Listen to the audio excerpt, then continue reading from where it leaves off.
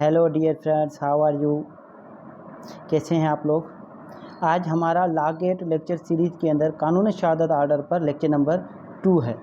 ठीक है, lecture number 2 के अंदर हम छोटी छोटी सी बातें डिस्कस कर लेंगे। ठीक है जो बे रीडिंग है, अब बे रीडिंग आपने बे रीडिंग अगर पढ़ ली तो समझ लें कि आपने 1000 किताबें पढ़ लें कानून शहादत पर क्योंकि जो भी सवाल आपके बनेंगे वो बे रीडिंग से बनेंगे। एक बात आप जहन में बिठा दें। मैं हमेशा ये बात क्यों कर रहा हूँ, क्योंकि ये बात आपको समझ में आ जानी चाहिए।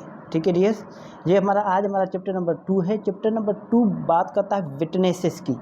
चैप्टर नंबर 2 किसके बारे में बात करता है? चैप्टर नंबर 2 बात करता है विटनेसेस, मतलब विटनेस के बारे में। चैप्टर नंबर 2 अगर पूछा जाए कहाँ से स्टार्ट है, आर्टिकल नंबर 3 से लेकर 70 तक जो है चैप्टर नंबर 2 डील करता है। ठीक है डियर, इसके अंदर आर्टिकल 3 से लेकर 70 तक। आर्टिकल 3 क्या बात करता है? हु मे टेस्टिफाई, को किसकी कौन गवाही दे सकता है मतलब कौन कॉम्पिटेंट है गवाही देने के लिए। Who may testify, all persons shall be competent to testify, सब के सब जो शख्स हैं, जो भी इंसान पैदा हुआ है इस धरती पर, वो सब के सब जो है एविडेंस देने के लिए, डिपोजिशन देने के लिए कॉम्पिटेंट हैं। ठीक है, unless the court consider that they are prevented from understanding the questions put to them, मगर जब तक कोर्ट ने ना रोका हो कि जो सवाल उनसे पूछे जा रहे हैं or from giving rational answers to those question, या फिर जो सवाल उनसे किए जा रहे हैं उनका अकली जवाब नहीं आ रहा। रेशनल क्वेश्चंस, रेशनल आंसर्स मतलब जो सवाल आप कर रहे हैं, फॉर एग्जांपल आप किसी एक शख्स से पूछ रहे हैं उसका नाम, कि भाई आपका नाम क्या है, वो आपको उसके गांव का नाम बताए। आप उनसे पूछें आपके गांव का नाम क्या है, तो फिर वो जो है अपने टीचर का नाम बता दे या कुछ और, मतलब आप एक बात पूछें वो दूसरी बात बताए। ये होते हैं हमारे पास इर्रेशनल हमारे पास आंसर्स। ठीक है, और रेशनल आंसर कौन से? आपने नाम पूछा, नाम बताया। आपने बाप का नाम पूछा, बाप का नाम बताया। आपने कास्ट पूछी, कास्ट बताई। ठीक है, आपने डेजिग्नेशन पूछा, आपको डेजिग्नेशन बताई। मतलब जो आप सवाल करें उसका जवाब आए, तो ये होता है रेशनल क्वेश्चंस। ठीक है, जब मतलब सब के सब शख्स जो हैं, सब के सब पर्सन्स कॉम्पिटेंट है गवाही देने के लिए, जब तक कोर्ट ने उसको ना रोका हो कि ये जो है, ये जो सवाल करते हैं उसका सही जवाब नहीं देता है, या फिर बाय टेंडर ईयर्स, या फिर वो दूध पीता बच्चा ना हो, आर एक्सट्रीम ओल्ड एज, या फिर हमारे पास बहुत ज़्यादा उम्र का कोई इंसान ना हो, या फिर कोई बीमारी ना हो उसको, वेदर ऑफ बॉडी और माइंड, चाहे वो जिस्मानी हो या फिर कोई जहनी बीमारी हो, or any other cause of the same kind, या फिर कोई वजह हो सकती है जिसकी वजह से वो गवाही ना दे सके। ठीक है किन किन वजह से गवाही नहीं दे सकता है? एक तो ये वजह हो गई कि उसको कोर्ट ने रोका है, दूसरी यही, ठीक है, कि वो दूध पीता बच्चा है, या फिर वो हद से ज़्यादा उसकी बड़ी उम्र है, या फिर वो जो है बीमार है, फिर चाहे वो जिस्मानी हो या फिर जहनी बीमारी हो, या फिर कोई और वजह। ठीक है, और किसी वजह से वो हमारे पास इनकॉम्पिटेंट हो सकता है। Provided that a person shall be competent to testify if he has been convicted by a court for perjury or giving false evidence। आ रही बात समझ में? Provided that a person shall not be competent, मतलब वो शख्स जो है वो competent नहीं रहेगा जिसको सज़ा हो चुकी है झूठी गवाही देने पर। जिनको झूठी गवाही देने पर सज़ा हो चुकी है वो भी गवाही नहीं दे सकता। आ रही बात समझ में? Provided further that the provisions of the first proviso shall not apply to a person that about whom the court is satisfied that he has repented thereafter and amended his ways।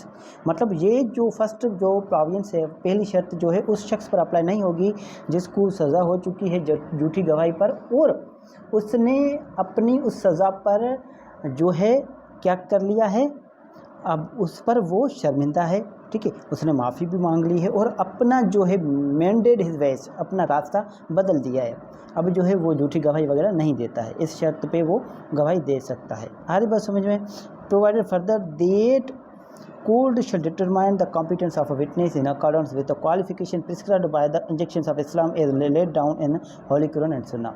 मतलब एक court जो है ना, वो एक शख्स की, ठीक है, अहलियत कुरान और सुन्ना के जो भी हिदायतें दी गई हैं इस्लाम के अंदर उसके मुताबिक जो है तयन करेगा उसका कि वो गवाही दे सकता है या नहीं दे सकता। आ रही बात समझ में। And where such witness is not forthcoming the coming before the court में take the evidence of a witness who may be available. एक शख्स जो है कोर्ट के अंदर नहीं आ सकता, ठीक है, उसकी जगह पर कोई और जो भी शख्स मौजूद है हमारे पास, ठीक है, फ़ौरन, ठीक है, आने वाला जो भी शख्स है उसकी गवाही हम ले सकते हैं। अब एक्सप्लेनेशन है कि एक ल्यूनेटिक जो होता है ना, a lunatic is not incompetent to testify. मतलब ल्यूनेटिक जो है वो कॉम्पिटेंट है गवाही देने के लिए। अब सेंटेंस आप देखें, सेंटेंस जो है, सेंटेंस आपको समझ में नहीं आएगा यहाँ पर आप सेंटेंस पढ़ें, ठीक है।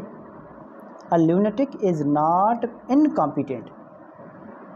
एक ल्यूनेटिक जो है, एक मतलब पागल जो है वो नाअहल नहीं है। अरे बस यहाँ पर सिंपल क्या होना चाहिए, सिंपल ये लिखना चाहिए था, a lunatic is a competent to testify. मतलब एक पागल जो है वो भी गवाही देने के लिए अहल है, ठीक है। ये बात जहन में रखें आप। टेक्निकल क्वेश्चंस आपसे पूछे जा सकते हैं, आपको बेयर रीडिंग आपके दिलो दिमाग में बैठ जानी चाहिए। आपकी बेयर रीडिंग पर ऐसी ग्रिप हो कि कहीं से भी आपको क्वेश्चंस पुट कर ले तो फिर आपको परेशानी ना रहे, ठीक है डियर्स। मतलब एक पागल जो है वो भी एक जो है गवाही देने के लिए काबिल है, जब तक उसकी जो ल्यूनेसी है ना, मतलब उसका जो पागलपन है ना, वो उसको जो सवाल उससे करते हैं उसका वो सही जवाब नहीं देने देती, तो फिर उसको रोका जाएगा। मतलब जो पागल है वो गवाही देने के लिए का अहल है, मगर जो उसका पागलपन है ना वो उसको सवाल समझने में और अक्ली जवाब, रेशनल जवाब देने से रोकता है, मतलब पागलपन, तो फिर वो नहीं दे सकता। अब आर्टिकल 4 क्या बात करता है? आर्टिकल 4 बात करता है जज एंड मजिस्ट्रेट। अरे बस जज एंड मजिस्ट्रेट की गवाही क्या होती है देख लेते हैं। कोई भी जज या magistrate except upon the special orders of some court to which he is subordinate. मतलब जो भी मजिस्ट्रेट हैं या फिर जज से, फॉर एग्जाम्पल मजिस्ट्रेट है तो फिर मजिस्ट्रेट को कहीं भी मजबूर नहीं किया जाएगा गवाही देने के लिए जब तक उसके सुपीरियर कोर्ट का आर्डर ना हो जिसकी वो सबऑर्डिनेट हो। फॉर एग्जांपल कोई मजिस्ट्रेट है तो फिर मजिस्ट्रेट को कोई भी नहीं बुला सकता, अगर असिस्टेंट सेशन जज चाहे तो वो उनको बुला सकता है, मतलब वो सुपीरियर है, उसकी सबऑर्डिनेट है वो। यहाँ तक क्लियर है। मतलब कोई भी जज या मजिस्ट्रेट उनको मजबूर नहीं किया जाएगा गवाही देने के लिए, किसी भी सवाल का जवाब देने के लिए। आ रही बात समझ में? और अपने खुद के कंडक्ट के आ रही बात समझ? यहाँ तक बात क्लियर है, बिल्कुल ये सिंपल है। But he may be examined as to other matters which occurred in his presence whilst he was so acting. मतलब जो भी इसकी मौजूदगी में जो हुआ है ना उसके लिए इसकी एग्जामिनेशन ज़रूरी है, मतलब फिर इसकी जो है इसका बयान जो है ना वो ज़रूरी है। यहाँ तक बात क्लियर है। उसके बाद चलते हैं हम आर्टिकल नंबर 5। आर्टिकल 5 कहता है कम्युनिकेशन ड्यूरिंग मैरिज। ये आप एक बात तो आप जहन में बिठा दें कि आपको आर्टिकल सब की सब याद करने हैं कि आर्टिकल 1 क्या बात करता है, आर्टिकल 2 क्या बात करता है, आर्टिकल 3 क्या बात करता है, आर्टिकल 4 क्या बात करता है, ठीक है, आर्टिकल 5 क्या बात करता है। देखें आर्टिकल 1 क्या बात कर रहा था, आर्टिकल 1 बात कर रहा था short title extend and commencement. Article 2 क्या बात करता है, इंटरप्रिटेशन मतलब डेफिनेशंस। आर्टिकल 3 क्या बात कर रहा था, आर्टिकल 3 बात कर रहा था हु मे टेस्टिफाई, ठीक है, कौन गवाही दे सकता है। आर्टिकल 4 क्या बात कर रहा था, आर्टिकल 4 बात कर रहा था जज एंड मजिस्ट्रेट, मतलब जज और मजिस्ट्रेट की गवाही जो है वो होगी या नहीं होगी, ठीक है, उसको मजबूर नहीं किया जाएगा, ठीक है, यही पढ़ा था हमने। और आर्टिकल 5 क्या है, आर्टिकल 5 जो है कम्युनिकेशन ड्यूरिंग मैरिज। इस तरह आपको जहन में बैठना चाहिए। पहले तो ये आपको रट्टा लगाना है, ठीक है, आपको बिल्कुल किसी भी तरह आप रट्टे से याद रख सकते हैं तो रट्टा लगा लें। अगर आप किसी और चैप्टर वाइज अगर आप याद कर सकते हैं तो चैप्टर वाइज याद करें, ठीक है। आपको ये आर्टिकल जो है उसको याद रखने की मेरे पास ऐसी कोई ट्रिक्स नहीं है जो मैं आपको बता दूं ठीक है। आप यूट्यूब पे आप आएंगे तो फिर आपको बहुत सारे लेक्चर मिल जाएंगे, मगर कुछ भी नहीं है, फजूल है। ऐसे लेक्चर्स देखना बिल्कुल फजूल है। आप जिस तरह याद कर सकते हैं उस तरीके से आप याद कर लें, ठीक है। मैं आपको बता रहा हूँ कि आपको ये लेक्चर्स वो आर्टिकल्स याद करने हैं कि कौन से आर्टिकल के अंदर कौन सी बात है और कौन सी बात जो है कौन से आर्टिकल के अंदर। फॉर एग्जांपल आपको अभी मैं आपसे पूछ लूँ कि कम्युनिकेशन ड्यूरिंग जो मैरिज है, शादी के दौरान जो भी बातचीत होती है मियाँ बीवी के अंदर, साथ मियाँ बीवी के दरमियान, ठीक है, वो कौन से आर्टिकल के अंदर है। आप फ़ौरन मुझे बता दें कि कौन सा आर्टिकल है। आर्टिकल नंबर 5 के अंदर, ठीक है। ये कोई भी शख्स कपल्ड जो है, मैरिड शख्स हैं, उसको मजबूर नहीं किया जाएगा कि उन्होंने जो शादी की है ना, जो शादी जो उन्होंने की है, शादी के बाद जो भी इनके दरमियान जो भी बातचीत हुई उसको डिस्क्लोज़ करें, उसको लोगों के सामने जाहिर करें कि क्या बातचीत हुई थी। ऐसे इस बात पर ना बीवी को ना मर्द को कभी भी कोई भी मजबूर नहीं कर सकता। बिल्कुल सिंपल है, यहाँ तक बात क्लियर है डियर। उसके बाद चलते हैं हम आर्टिकल नंबर 6 पर। आर्टिकल 6 बात करता है evidence as to affairs of state. ये बात करता है कि जब स्टेट की बात आ जाए, स्टेट के अफेयर्स की बात आ जाए, ठीक है, मतलब हमारे पास अफेयर्स मतलब ट्रांजैक्शन ऑफ प्रोफेशनल और पब्लिक इंटरेस्ट, मतलब जो पब्लिक इंटरेस्ट से के हिसाब से हो ना, जब स्टेट की बात आ जाए तो फिर हमारे पास एविडेंस कब लीड की जाएगी, कैसे लीड की जाएगी। No one shall be permitted to give any evidence derived from unpublished official records. मतलब जब बात आ जाए evidence as affairs of state, affairs of states की बात आ जाए,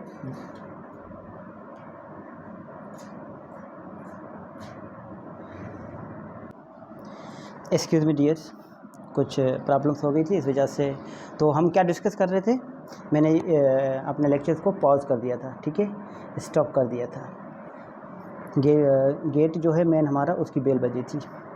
तो हम बात कर रहे थे आर्टिकल नंबर 6 की। आर्टिकल 6, जब स्टेट की अफेयर्स की बात आ जाए तो उनकी गवाही की बात आ जाए तो फिर हम उनके हिसाब से हम क्या हमारे पास आर्टिकल्स कहता है। आर्टिकल 6 कहता है कोई भी डॉक्यूमेंट्स जो अनपब्लिश्ड हो, ठीक है, मतलब जो पब्लिक रिकॉर्ड हो, ठीक है, उन पर किसी को भी इजाज़त नहीं है गवाही देने की। यहाँ तक बात क्लियर, बिल्कुल सिंपल है। Except with the permission of the officer at the head of the department concern, मतलब कि जो डिपार्टमेंट का जो हेड है, फॉर एग्जांपल कोई पब्लिक हमारे पास रिकॉर्ड की कोई इन्फॉर्मेशन है, जैसा कि हम नेवी की बात करते हैं, तो जो अनपब्लिश्ड डॉक्यूमेंट है उन पर कोई भी गवाही नहीं दे सकता, किसी को भी इजाज़त नहीं। मगर जब इजाज़त हो डिपार्टमेंट के हेड की, मतलब नेवी का जो हमारे पास एयर चीफ है, एयर मार्शल चीफ जो है, उसकी परमिशन है, फिर तो हमारे पास एविडेंस दी जा सकती है। We shall give or withhold such permission as he thinks fit, जो कि हमारे पास परमिशन इजाज़त अपने पास रखता हो, ठीक है। यहाँ तक बात क्लियर है, बिल्कुल सिंपल है। अगर एक्सप्लेनेशन आपसे पूछी जाए official records relating to affairs of state, उसके अंदर क्या क्या चीज़ आ जाएंगे। डॉक्यूमेंट्स कंसर्निंग इंडस्ट्रियल और कमर्शियल एक्टिविटीज़, ठीक है, मतलब जो भी इंडस्ट्रियल या कमर्शियल एक्टिविटीज़, जो भी एक्टिविटीज़ होगी इंडस्ट्रियल या कमर्शियल, वो सब की सब किसके अंदर आ जाएगी, ऑफिशियल रिकॉर्ड्स के अंदर आ जाएगी relating to the affairs of states. फिर चाहे वो डायरेक्टली हो या फिर इनडायरेक्टली हो, फेडरल गवर्नमेंट का हो या फिर प्रोविंशियल गवर्नमेंट का हो, ठीक है डियर। उसके बाद चले जाते हैं ऑफिशियल कम्युनिकेशन। ऑफिशियल कम्युनिकेशन क्या है, ऑफिशियल मीन्स सरकारी, आ रही बात समझ में। वो बात कर रहा था अफेयर्स ऑफ स्टेट, जब स्टेट का कोई मैटर हो। यहाँ पर बात कर रहे हैं public officer, no public officer shall be compelled to disclose communication made to him in official confidence. एक जो ऑफिशियल मतलब सरकारी जो कम्युनिकेशन है, जो भी सरकारी, जो भी गवर्नमेंट की जो भी कम्युनिकेशन है, बातचीत है अपने ऑफिसरों के दरमियान, उस ऑफिसर को इजाज़त नहीं है कि वो जो है उसको डिस्क्लोज़ करे, उनको जाहिर करे। When he considered that the public interest would suffer by the disclosure, जब वो समझता हो कि मेरे इस बात को जाहिर करने से मेरी जो पब्लिक है, जो आम पब्लिक है, वो उनको नुकसान हो सकता है। यहाँ तक बात क्लियर है। इसकी एक्सप्लेनेशन क्या है, मतलब वो कोई भी ऑफिसर है जो है उसको मजबूर नहीं किया जाएगा कि जो ऑफिशियल कॉन्फिडेंस के अंदर जो भी कम्युनिकेशन की गई है उसको डिस्क्लोज़ करे। आ रही बात समझ में? जब वो खुद समझता हो कि ऐसे हमारे पास जो कम्युनिकेशन को जाहिर करने से जो पब्लिक है वो बहुत बड़ा नुकसान उठा सकती है। अब इसका एक्सप्लेनेशन है, a communication includes communication concerning industry या कमर्शियल कैरिड, यही बात करता है, ठीक है। सेम टू सेम जो ऊपर हमारे पास बात हुई है, चाहे फिर गवर्नमेंट, फेडरल गवर्नमेंट हो, प्रोविंशियल गवर्नमेंट हो, ठीक है, स्टेचुटरी बॉडी हो, कॉरपोरेशन, कोई भी कॉरपोरेशन हो या फिर कंपनी हो। यहाँ तक बात क्लियर है। उसके बाद चलते हैं आर्टिकल नंबर 8। आर्टिकल 8 बात करता है information as to commission of offences, मतलब जो भी ऑफेंस होते हैं ना उनके मुतल्लिक इन्फॉर्मेशन। अब यहाँ पर बात आ जाती है मजिस्ट्रेट और जज की, या फिर जज से मजिस्ट्रेट और जो हमारे पास है पुलिस है उनकी। मतलब मजिस्ट्रेट पुलिस ऑफिसर को कोई भी कंपेल मजबूर नहीं करेगा कि इसने इंफॉर्मेशन कहाँ से ली, ठीक है, as to the commission of any offence, and no revenue officer shall be compelled to say whence he got an information as to commission of any offence against the public revenue. मतलब public revenue के against में भी अगर कोई offence हो रहा है तो फिर पब्लिक जो भी रेवेन्यू ऑफिसर है उसको इस बात पर मजबूर कभी भी नहीं किया जाएगा, ठीक है डियर फ्रेंड्स। इसकी एक्सप्लेनेशन क्या है? इसकी एक्सप्लेनेशन के अंदर रेवेन्यू ऑफिसर का मतलब है ऑफिसर एम्प्लॉयड इन और about the business of any branch of the public revenue. मतलब पब्लिक रेवेन्यू के अंदर, पब्लिक रेवेन्यू के किसी भी ब्रांच के अंदर कोई भी ऑफिसर मुलाजमत के लिए ऑफिसर अपॉइंट किया गया है तो फिर वो रेवेन्यू ऑफिसर कहलाएगा। अब आर्टिकल 9 बात करता है प्रोफेशनल कम्युनिकेशन। प्रोफेशनल कम्युनिकेशन बात करता है वकीलों की, मतलब जो भी वकील के दरमियान और उसके क्लाइंट के दरमियान बात हुई है वो कभी भी किसी से भी अपने क्लाइंट की इजाज़त के बिना डिस्क्लोज नहीं करेगा। आ रही बात समझ में? जहाँ तक बात बिल्कुल सिंपल है, ये प्रोफेशनल कम्युनिकेशन है, ठीक है। अगर आपको डिटेल में देखना है तो फिर बेयर रीडिंग जो कानून शहादत की उसके अंदर आप देख लेना, बिल्कुल सिंपल है। उसके बाद चलते हम कि इसके अंदर अगर कोई ऐसी जो कम्युनिकेशन हो उसके और उसके क्लाइंट के दरमियान जो कि इलीगल पर्पज़ के लिए की गई हो, ठीक है, तो फिर वो जो है हमारे पास प्रिविलेज कम्युनिकेशन नहीं होती, वो जो है हमारे पास इम्यूनिटी से बाहर आ जाती है और उसको कोर्ट जो है हमारे पास है कोई भी शख्स उनको कोई भी वकील वो उसको डिस्क्लोज कर सकता है। आगे बस, या फिर नंबर 2 के अंदर कोई भी ऐसी हकीकत जो एक वकील अपनी जो मुलाजमत के दौरान कोई चीज़ महसूस करता है, कोई हकीकत जानता है, ठीक है, जो पहले नहीं थी बाद में उसने जानी, तो फिर वो जो हकीकत जो कोर्ट के हमारे पास सामने पेश कर सकता है, ठीक है। और इसकी एक्सप्लेनेशन क्या है? The obligation stated in this article continues after the employment has ceased. मतलब जो भी ऑब्लिगेशन हैं हमारे पास है कि किसके दरमियान, जो भी वकील की जो हमारे पास ऑब्लिगेशन है, जो वकील पर जो फ़र्ज़ बन रहा है वो कब तक रहेगा? जब तक उसकी मुलाजमत रहे, ठीक है डियर्स। उसके बाद आगे चलें,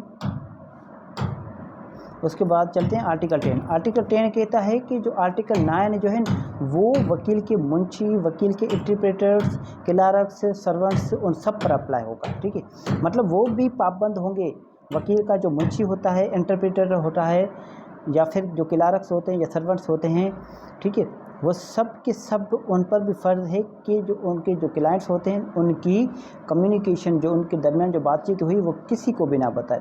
आर्टिकल 9 बात करता है privilege not waived by volunteering evidence.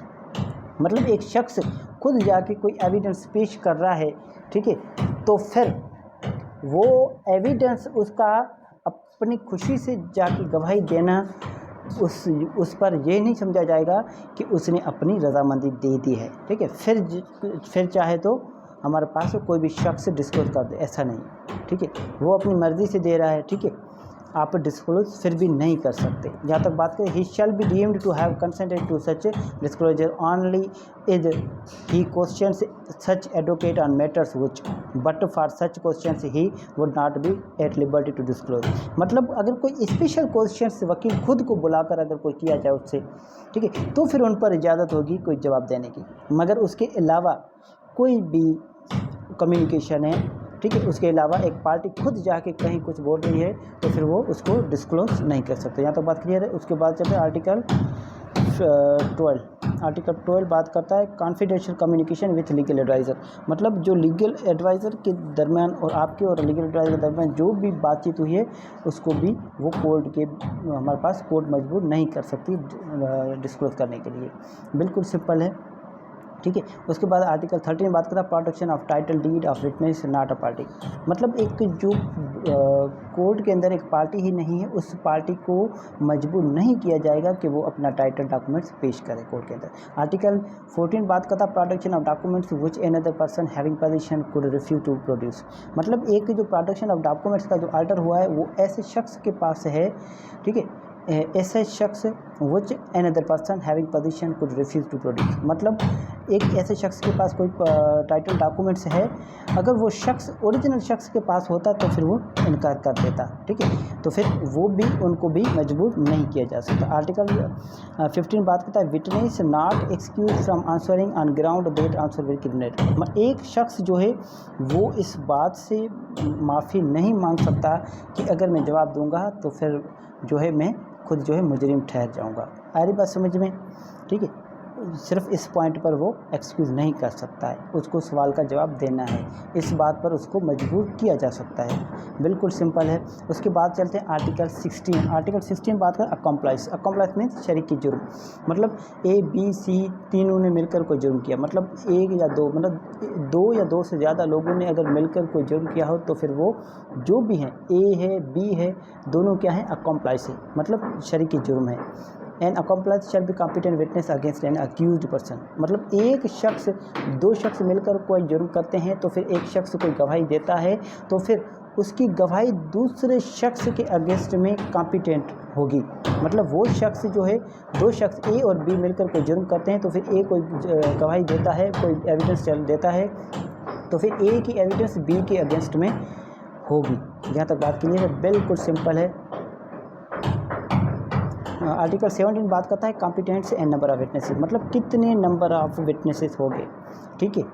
हमारे पास अगर हम देखें जो हमारे पास कुरान और सुन्ना के मुताबिक, तो फिर competence of witness a person testify and number of witnesses required in case shall be determined in accordance with the injunction of Islam। मतलब इस्लाम के जो भी इंजेक्शन है उसके मुताबिक डिटरमाइन किए जाएंगे। unless otherwise provided in any law relating to enforcement of hudud or any other special law। जब तक दूसरे हमारे पास जो हदूद जो लाज हैं या स्पेशल लाज है उसके अंदर कोई ऐसी हमारे पास नंबर ऑफ विटनेसेस ना बताए गए हैं, ठीक है। In matter relating pertaining to financial और फ्यूचर ऑब्लिगेशंस। अगर हमारे पास फाइनेंशियल या ऑब्लिगेशन की जब बात आ जाती है तो फिर shall be attested bye 2 main या फिर 1 मेन एंड 2 वुमेन। मतलब 2 मर्दों की जो है, 2 मर्द जो है वो जो है कॉम्पिटेंट है। मतलब कम से कम 2 मर्द होने चाहिए, अगर 2 मर्द नहीं तो 1 मर्द 2 औरतें। मतलब 1 मर्द 2 औरतें। 2 औरतें क्यों, मगर एक भूल जाए तो दूसरी उसको याद दिलाए। यहाँ तक बात क्लियर है। So that one may remind the other if necessary and evidence shall be led accordingly. यहाँ तक बात क्लियर है, बिल्कुल सिंपल है। एक बात आप याद रखें, ठीक है, ये तो एक हमारे पास प्रोसीजर दिया गया है कि इतने कम से कम विटनेस होने चाहिए, मगर एक रूल है, एक हमारे पास मैक्सिम है, evidence has to be weighed not counted. मतलब उसकी क्वांटिटी नहीं देखी जाती, एक एविडेंस की क्वालिटी देखी जाती है। अगर एक भी विटनेस है और उस बिल्कुल अच्छा विटनेस है, आंखों देखा विटनेस है, आई विटनेस है, तो फिर एक विटनेस के ऊपर भी जो है किसी को कन्विक्शन हो सकती है और कोई एक्यूट भी हो सकता है। बिल्कुल सिंपल है। ये चैप्टर हमारा 2 क्लियर हो गया, ठीक है। अब मोटी मोटी बातें करेंगे इस पर, अगर समझ में ना आए, ठीक है, इसकी जो बातें समझ में ना आए तो फिर आप जो है मेरा बेयर रीडिंग लेक्चर जो है कानून शहादत का, उसको आप देख सकते हैं। Thank you so much.